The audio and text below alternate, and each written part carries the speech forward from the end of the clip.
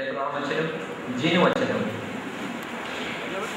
എബ്രഹാമച്ചൻ orthodox ദേവാലയത്തിൽ നിന്നും അതുപോലെ ജിനു അച്ഛൻ സെന്റ് മേരീസ് ജേക്കബൈറ്റ് ചർച്ചിൽ നിന്നും ഇവിടെ കടന്നു വന്നിട്ടുണ്ട്. ഞാൻ 2 വാക്ക് പറയുവാനായിട്ട് പ്രിയപ്പെട്ട എബ്രഹാമച്ചനെ ഇപ്പോൾ ഞാൻ ക്ഷണിക്കുന്നു. നാമത്തിന് മഹത്വം ഉണ്ടാകട്ടെ.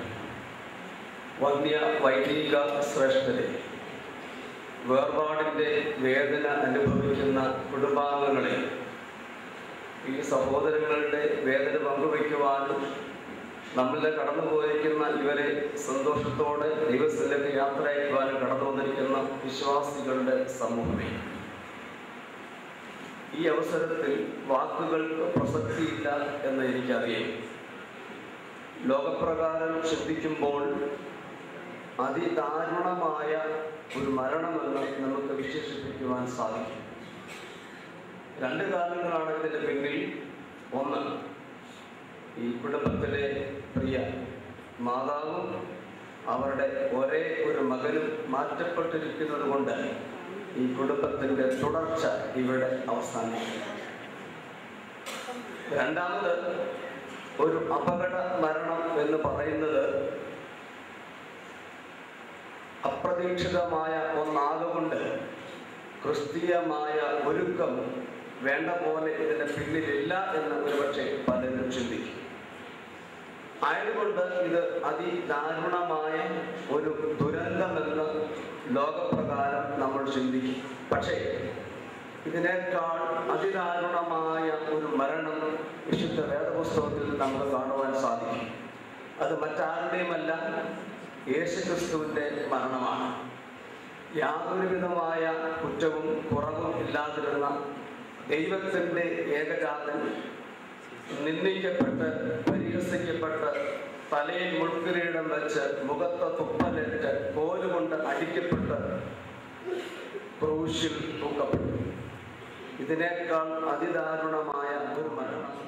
അതുകൊണ്ടാണ് സ്ലീഹ വളരെ ധൈര്യപൂർവ്വം ചോദിക്കുന്നത്, ഹേ മരണമേ, നിന്റെ ജയം എവിടെ, നിന്റെ വിഷമുള്ള എവിടെ എന്ന് ചോദിക്കുന്നത്. അതുകൊണ്ടാണ് മരണത്തെയും പാതാളത്തെയും ജയിച്ച് ഉയർത്തവനായ ക്രിസ്തുവാണ് സർവ ദുഃഖങ്ങളിലും എല്ലാ പ്രയാസങ്ങളിലും അതീതനായി നമുക്ക് പൂർത്തി വരുത്തുന്ന നായകനായി ഉള്ളത് എന്ന് ഓർക്കണം. വിശുദ്ധ യാക്കോബിന്റെ കുർബാന തക്സയിൽ നാം ഇങ്ങനെ പ്രാർത്ഥിക്കുന്നുണ്ട്, വായിക്കുന്നുണ്ട്, എപ്പോഴോ എവിടെയോ എങ്ങനെയോ നിനക്ക് തിരുമനസ്സാകുന്ന വിധത്തിലും സ്ഥലത്തിലും ഞങ്ങളോട് അവിടുന്ന് പെരുമാറുന്നു എന്ന്. ആയതുകൊണ്ട് കർത്താവിനാൽ അനുഗ്രഹീത വിശ്വാസികളെ, ഇത് ഒരു ദുരന്തമായി ആരും ചിന്തിക്കേണ്ട കാര്യമില്ല. അതിനപ്പുറത്ത് ദൈവഹിതം പൂർത്തീകരിച്ചു എന്ന് മാത്രം നാം വിശ്വസിച്ചാൽ മതിയാകും. ലോകപ്രകാരം ഇങ്ങനെയുള്ള ആശ്വാസ വാക്കുകൾ പലപ്പോഴും ഫലം കാണുകയില്ല എന്ന് എനിക്കറിയാം.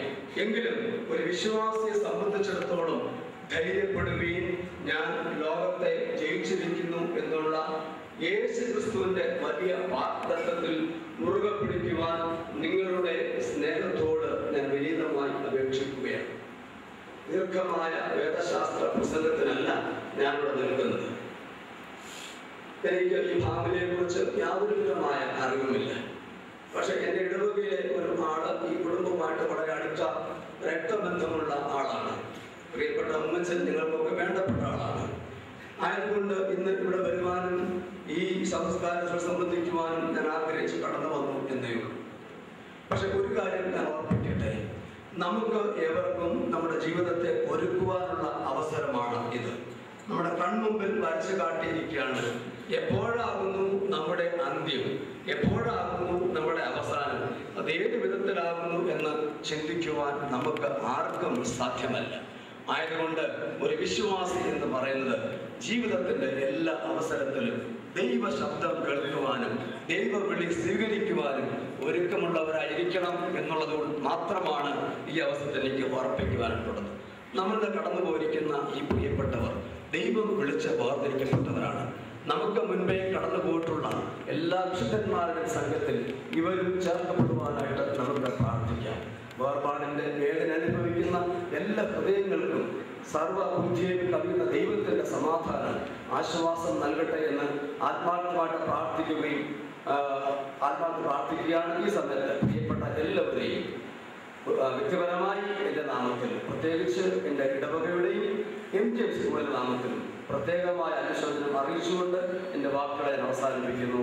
ദൈവം നിങ്ങളുടെ ദൈവത്താൽ അനുഗ്രഹിക്കപ്പെട്ടവരെ, സൂചിപ്പിച്ചതുപോലെ വാക്കുകൾക്ക് പ്രസക്തിയില്ല.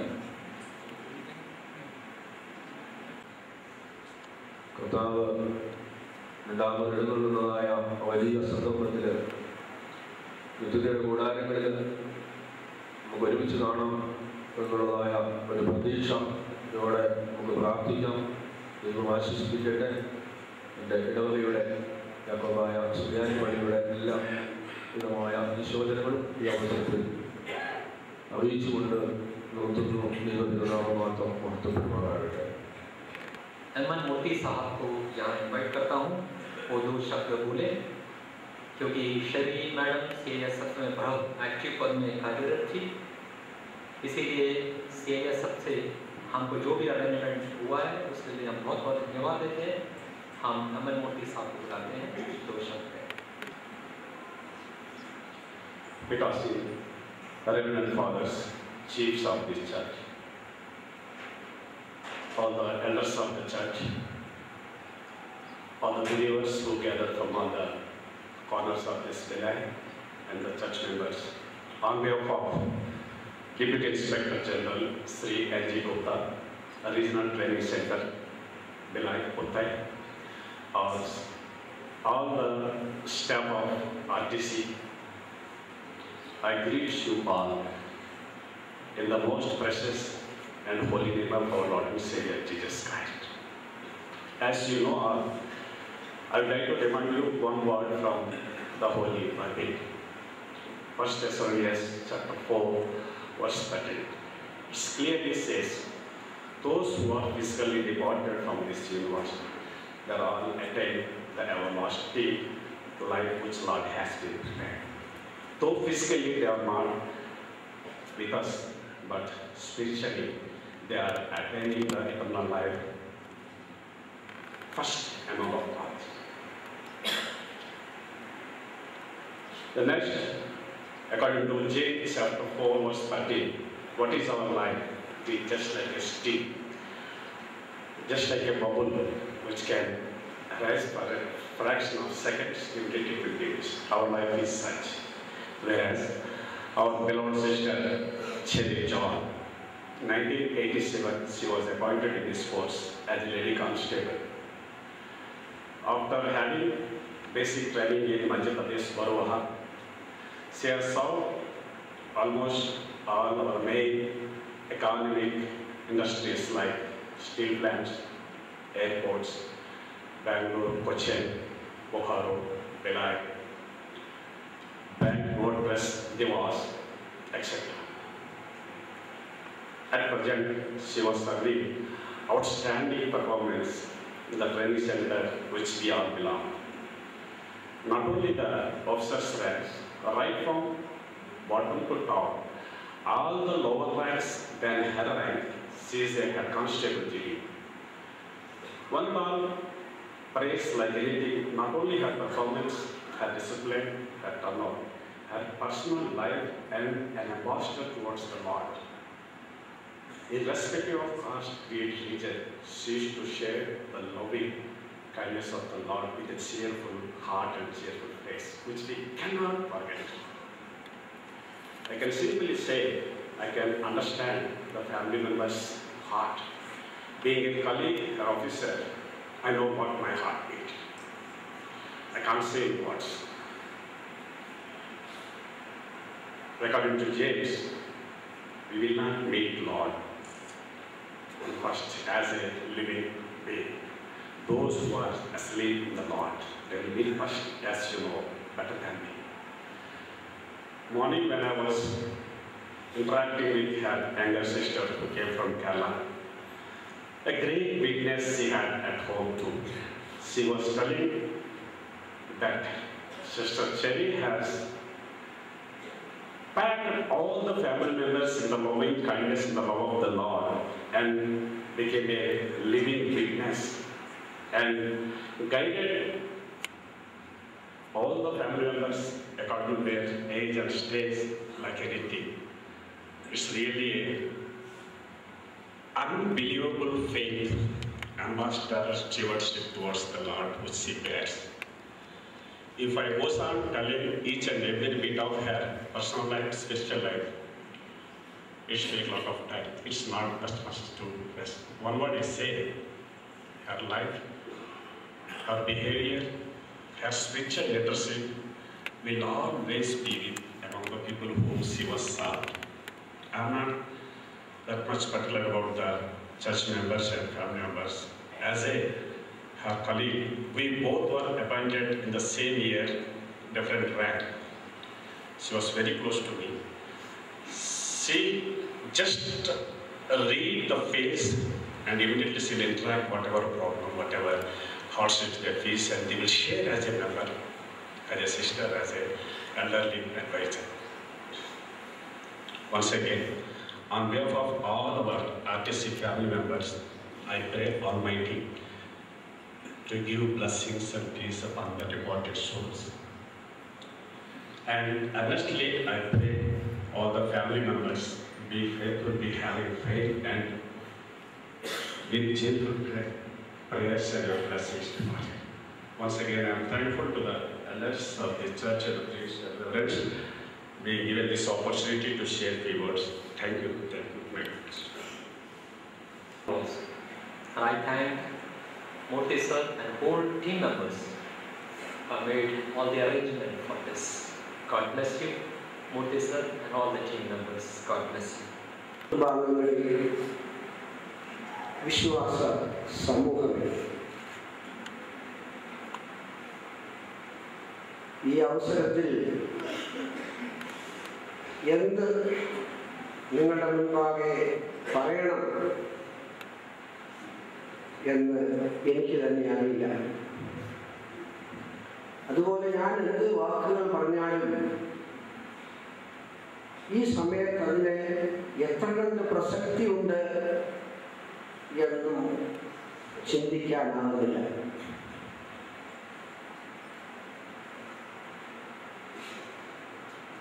പ്രിയപ്പെട്ട ഷെറി, അനീഷ്, ഇവർ കഴിഞ്ഞ 31-ാം തീയതി രാത്രി ഉത്തായിൽ നിന്ന് കടന്നു വന്ന വഴി പിതാവിൻ്റെയും മാതാവിൻ്റെയും സന്നിധിയിലേക്ക് അവരുടെ ന്യൂ ഇയർ വിഷിങ്ങിനോ ഇതിനും വന്നതായിരിക്കാം. ആ സന്ദർഭത്തിൽ സംഭവിച്ചതായ ദുരന്തം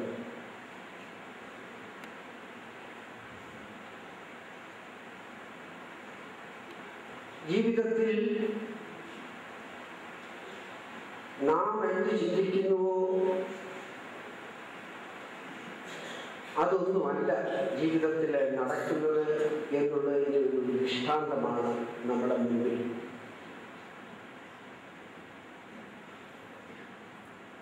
ബസലത്തിലായിരിക്കുന്ന പ്രിയ ചാക്കോ സാറും കുടുംബവും ഈ ഇടവകയുടെ സജീവ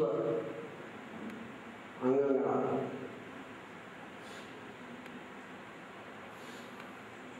അവരുടെ മകളാണ് ഷെറി.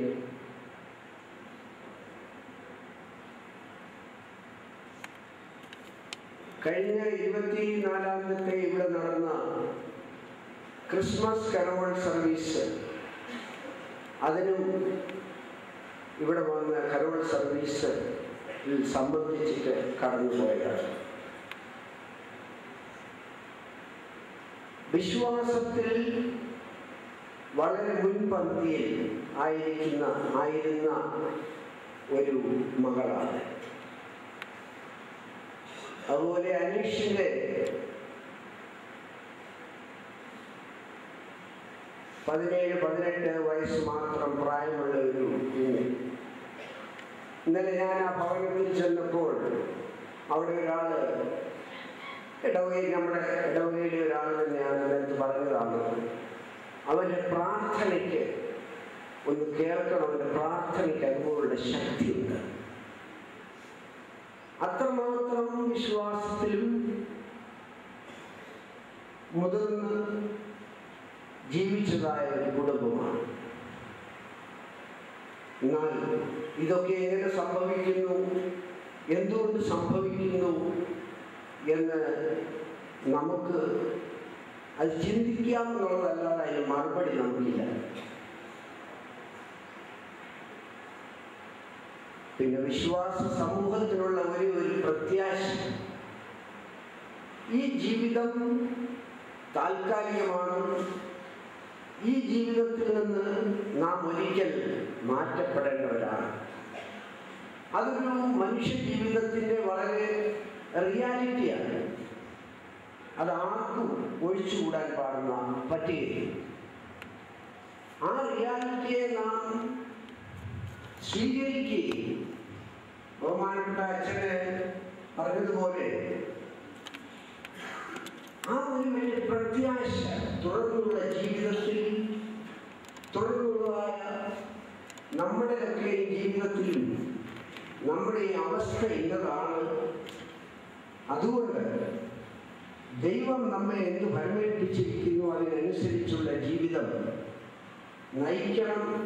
നമ്മുടെ മുൻപിൽ കാണുന്നതായ ഇങ്ങനെയുള്ള ഇൻസിഡൻസുകളൊക്കെ നമുക്കും നമ്മുടെ ജീവിതത്തിലേക്കൊന്ന് തിരിഞ്ഞു നോക്കുവാനുള്ള മുഖാന്തരങ്ങളാണ് എന്ന് ഞാൻ ഓർമ്മിപ്പിക്കുകയാണ്. ഈ സന്ദർഭത്തിൽ അധിക സമയം ഞാൻ മുമ്പേ പറഞ്ഞതുപോലെ വാക്കുകളിൽ കൂടിയൊന്നും ഇതിനൊരു സമാധാനം കണ്ടെത്തുവാൻ ഒക്കത്തില്ല. എന്നെ ഏൽപ്പിച്ചിരിക്കുന്ന ദൗത്യം ഇടവകയുടെ നാമത്തിലുള്ള അനുശോചനം രേഖപ്പെടുത്തുക എന്നുള്ളതാണ്. ദുഃഖത്തിലായിരിക്കുന്ന കുടുംബങ്ങളുണ്ട്. ഭിലായി മാർത്തോമ ഇടവകയുടെയും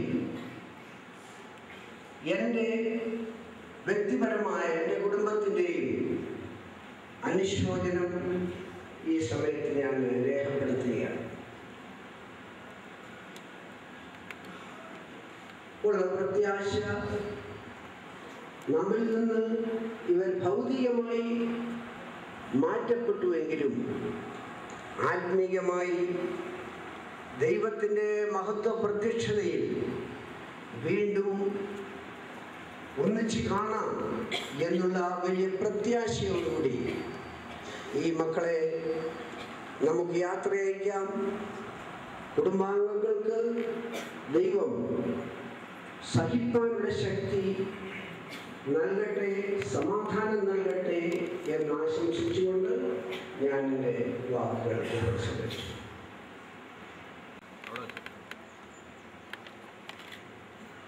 ശരിക സംഘത്തിന് വേണ്ടി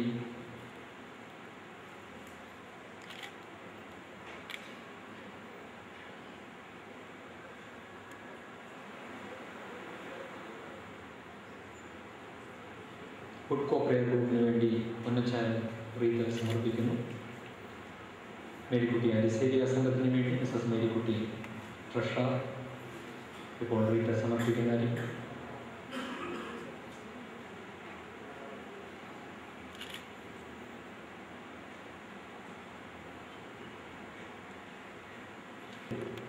രണ്ടാമത്തെ റീത്ത് ഇപ്പോൾ സമർപ്പിക്കുന്നതായിരിക്കും. ഈ ഭദ്രാസനത്തിലെ ഡയോസിഷൻ എപ്പിസ്കോപ്പ ഡോക്ടർ ഏബ്രഹാം മാർ പൗലോസ് തിരുമേനിയുടെ കണ്ടോലൻസസ് വേർപാട് ദുഃഖത്തിരിക്കുന്ന കുടുംബാംഗങ്ങളെ അറിയിക്കുന്നു. हर एक कार्यक्रम जो अच्छी रीति से हुआ और सुचारू रूप से हुआ, अगर किसी परेशानी या बगैर किसी तकलीफ के इस परमेश्वर को धन्यवाद देता हूँ। और मतलब आसमानी आसमान धन्यवाद देता हूँ और सभा के हर एक सदस्य का जो स्नेह आपने हमको दिखाया है उसके लिए धन्यवाद देता हूँ। प्रभु आप सबको आशीष दे और हमारे जो भी मित्रगण आए हैं उनके लिए धन्यवाद देता हूँ। हमारे लिए जो संतावना आप रहती थी उसके लिए मैं धन्यवाद देता हूँ। हमारे साथ रहा दुख के समय उसके लिए मैं धन्यवाद देता हूँ। हमारे परिवार के अधिक सदस्य जो विभिन्न क्षेत्रों से आए यहाँ पर हमारे साथ रहे, मैं उसके लिए धन्यवाद देता हूँ। दुख के समय में आप सब ने हमें बहुत साथ रहा, हमें संभाला, हमें शक्ति दी, हमारे लिए प्रार्थना की, मैं धन्यवाद देता हूँ। CSR के मोदी साहब कमांडेंट और हर एक जवान जो यहाँ पर उपस्थित है, मेरा गर्व से ऊंचा हो जाता है कि मेरी बहन की बात सुनकर मैं CSR के हर एक जवान को धन्यवाद देता हूँ।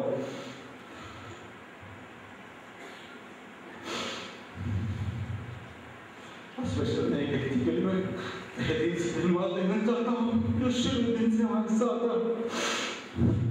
रिश्ते में मेरा सारा लगता है। धन्यवाद देता हूँ विजुअल जी के लिए, हर एक पल में हमारे साथ रहो, साथ किया हर एक चीज के लिए धन्यवाद देता हूँ। वो आपको बहुत दिल से आशीष दे।